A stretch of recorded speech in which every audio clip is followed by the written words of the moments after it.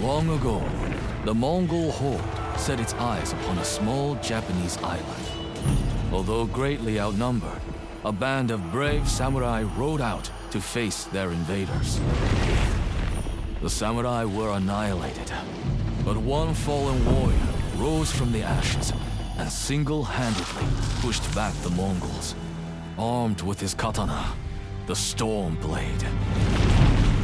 He cast aside the way of the samurai and adopted what we now call the way of the shinobi. With the Storm Blade in hand and the howling winds at his back, the warrior defeated the Mongols and freed his home. But he also broke the very code that forged him, making him a wanted man by his own people. The samurai who was no longer a samurai had no choice but to flee his home, never to be seen again. No one knows where he went. However, some say he spent his final days here in Ezo.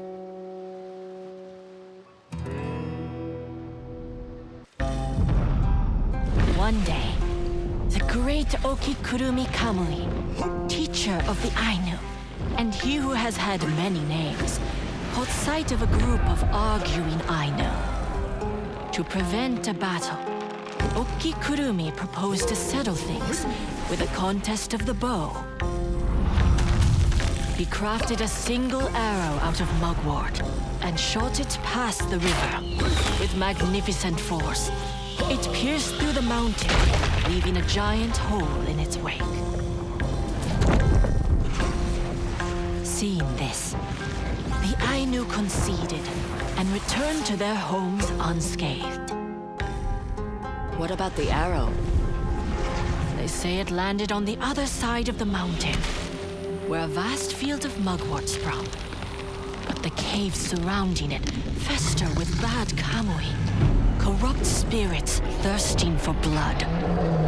None who have gone in search of Okikurumi's arrow have ever returned. During the Tensho Iga War, a general clad in spider lily armor rose to prominence. 1,000 adversaries fell to his blade.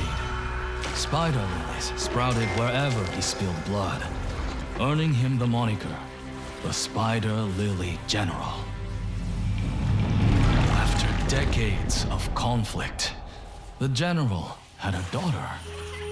His love for her eclipsed his desire for war. He retired to Ezo and spent his days embracing fatherhood. But eventually, the allure of battle returned.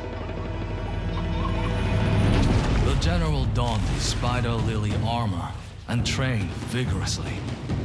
He even insisted on teaching his daughter to use a blade. One day, he accidentally cut her while sparring. The wound was small, but became inflamed. She lingered for days before passing. Consumed by guilt, the general drove out his family and isolated himself. A fog settled over the forest. Now people whisper of the Spider Lily General, twisted by grief into a fearsome yokai that haunts his domain. Those foolish enough to seek out his fabled armor are never seen again. Takezo the Unrivalled was the greatest duelist under heaven. His two swords claimed so many victories.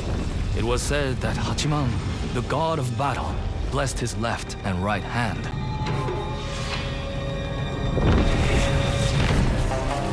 Before every duel, Takezo wrote the name of his opponent on a strip of paper and hung it from a tree. When Takezo's tree was so heavy with names that there was no room for another, he disappeared.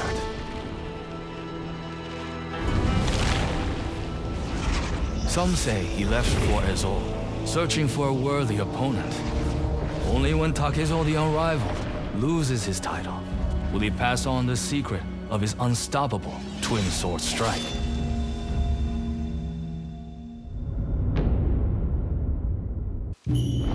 Long, long ago, a woman married a cruel man and birthed a daughter. Every year, the mother wove a special kimono to hide her child from the father's gaze, for he was prone to drink and violence. On the daughter's 14th birthday, the mother crafted a kimono so incredible that whoever wore it would be obscured from hostile eyes. That same day, the father overdrank, and the mother sent her daughter into the forest to hide. When the daughter returned, she found her mother dead, the imprint of her father's hands still around the mother's neck. Hidden by her kimono, the daughter took her mother's shears and slit the father's throat. Word of his death reached his clan, and they sent their best warriors to avenge him.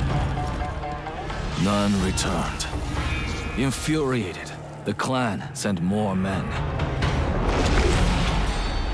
Weeks turned to months, then years, until the daughter's kimono was stained crimson with blood and the father's clan was vanquished.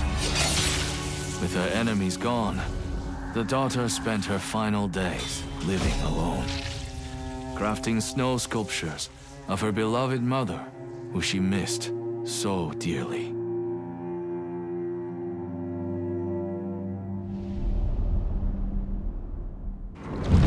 He commanded his clan to build him a castle that would surpass the majestic peaks of Mount Yōtei, and forged an armor to rival the beauty of its snowy summit.